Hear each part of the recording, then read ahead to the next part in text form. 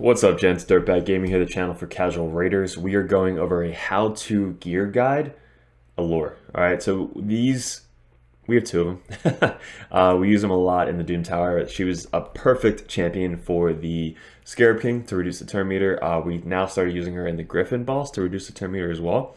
But she's a great champion for the Doom Tower. Very, very good. But we're going to go over how to gear her specifically for that, which we're trying to do. So I saw a video on her where she can actually do quite a lot of damage. She has a lot of good skills, and her A1, which is a 3-hitter, can reduce the turn meter and almost like let the boss never go. So again, this is a how-to gear guide. Full guide will obviously be coming out soon. Make sure you hit the subscribe button so these videos popping up for you guys. But let's get into it. So we're gonna go over both. I guess which one's better? This one is my most favored. All right, cool. I think she's the Masters, yeah. So we were using her on the one spider, which we had lifesteal set on her because she can heal all the way back up once she reduces the turn meter. But they kind of really buffed that spider, so we can't use ALURE on that spider anymore because we'll go over it. So skills, masteries. First we go over the skills, then we'll go over the artifacts. So she has a 3-hitter A1 at random. So usually if you're facing a boss, it just all goes on the boss. Decrease target turn meter by 25% for each critical hit. So mainly you want to get her crit rate up, obviously to 100%. You don't want to rely on other buffs. You just want her crit rate to be 100%. So that's really what we're focusing on with the A1. The A2 is an AoE, attacks all enemies twice. Each hit is a 30, booked up to a 40, 50% chance, which isn't bad, of placing a 30% decreased defense, so lower decreased defense for one turn, but also sleeps for one turn if they're under decreased defense buffs. So, or debuffs. So this actually happens a lot. This is a very good skill. If anybody's sleep and you have single target attacks, that's going to be better for you. If you have another person that does an AoE, it just wakes them all up, so it doesn't really do anything. But this is actually a really good CC ability, very good in Faction Wars, and just really good in a lot of places. But she does this kind of sometimes automatically on the boss, which if you don't have a decreased defense for the boss, she has one on her A2.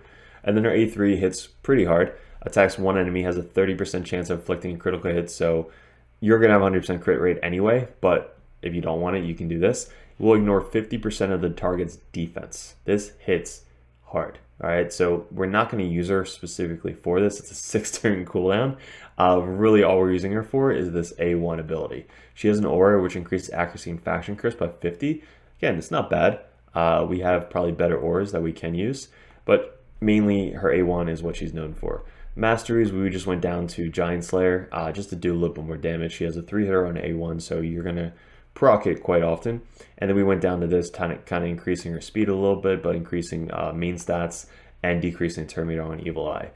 This just does more damage. She doesn't actually need Masteries, guys. So let's look at the other ALURE that we have. Nothing. Really, just you want the accuracy, so that way she's landing her stuff, right? So accuracy, accuracy, accuracy. If you really wanted to, you can go all the way down to this instead of Giant Slayer. Yeah, so that's really going to be this build. Now artifacts, a couple different ways to build her. We were using a level 50. You can keep her at 50, guys. If you really want and you have other champions to kind of get you through the waves. I had one level 60 ALURE and one level 50 ALURE, and they were very similar in stats. This one was my level 50. We had 3 accuracy stats to help us with the boss because their resistance is really high. So I guess we'll start with this one. This was the level 50. We got her to 60 just to increase her speed a little bit. But the gear that you're going to be looking for on her is specifically accuracy and speed.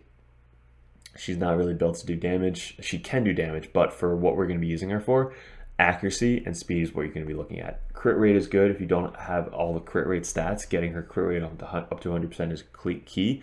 So you want to go with the crit rate gloves. That's going to be the easiest way to get to 100% crit rate. So go with whatever crit rate gloves you have with accuracy and speed as your substats. Those are the only stats you're looking for is crit rate, speed, and accuracy. You want them fast, you want them to be accurate, and you want them to have 100% crit rate. That's it. So with this, we could get better gloves, but she's already getting extra 40% for these gloves right there. Chest piece, if you have accuracy chest pieces, 100% I would definitely throw it on the ALUREs. Get speed as a subset if you can, but with this chest piece, we can even get even more accuracy if we need it. but she's getting extra 5% speed with 40 accuracy because I love the perception sets. Perception is very good on her. 100% go with the speed boots. Accuracy is a substat. Then we got crit rate here with speed. Then we have speed with accuracy, and we have speed with crit rate and accuracy. Very, very good weapon for her. But 3 sets in the accuracy sets. That's probably the best way, the easiest way to get accuracy on this champion. We have a level 4 star here with 720, 23 accuracy, which is a pretty good roll. This doesn't really matter. This is just going to help you get through the waves more. And accuracy with speed on the banner all the time. All right. So this build, again, was a level 50 build, but we got her up to 406 accuracy without the mastery tree. And not all level 16 stuff. So this could be obviously higher. This could be way higher. And yeah, so pretty easily to get her up to a lot of accuracy there. But look at her total stats. 100 crit rate.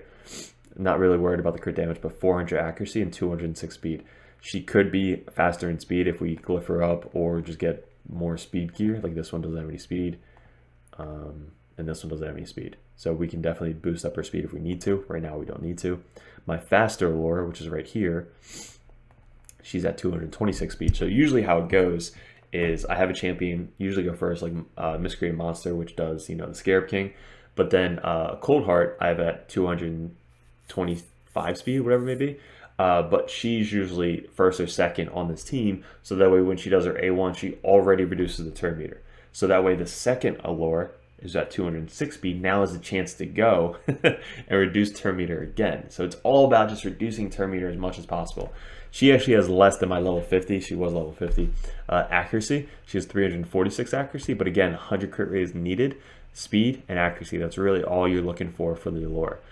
She does have a little speed set and 2 offset. She did have a lifesteal set, so if I wanted to, I could probably re-gear this with this. So both these could be in another accuracy set to get her accuracy higher. All right, but right now she's doing very well. Skills, no books, you don't really need them. Mastery, she's fully kitted out. We already went over that. But we have accuracy on here, really high. We have accuracy as a substat here. We have accuracy substat here with crit rate again with the gloves. HP, this could be accuracy if you needed to. Speed, a little bit of accuracy. Speed with crit rate and accuracy. Speed, no accuracy. Speed, no accuracy. And speed with no accuracy.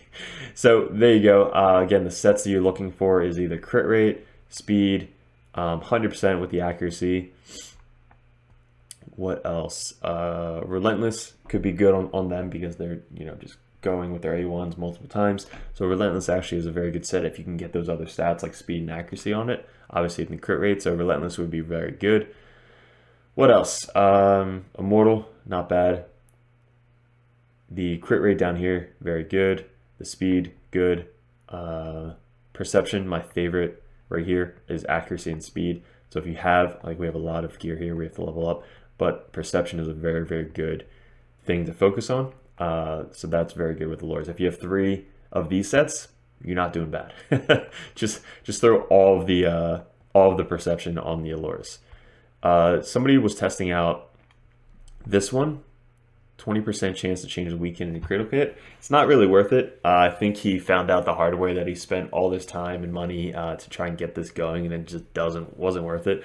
Just get 2 allures if you can, and you increase your chances to not get a weak hit on the Scarab King. But on the Griffin, they're good affinity on the strong affinity on the Griffin, so they're weak hits. There are no weak hits. It's always reducing the turn meter on the Griffin. So check out that Griffin video. It's coming out if you haven't seen it already. And what else? Fatal. No, so don't do Fatal. Frostbringer, don't really need it. So the sets, accuracy sets, speed sets, and accuracy as a banner, accuracy offset as a neck piece, and accuracy as this. And that's the best way to get accuracy on your champions, even at that level 50. So hopefully, guys, this helped you gear out your allures, because mainly you're going to be using them as your decreased defense or decreased turn meter on your Doom Tower. And yeah, I think that's all you really need to know about Allure. So a guide, hopefully will be coming out soon with her. Stay tuned for that. Hit subscribe if you're not already, so these videos are actually popping up for you guys. I say it every single video, but we got account takeovers every like 50 subs. Once we get to 1,000, we will be doing it all the time on live streams.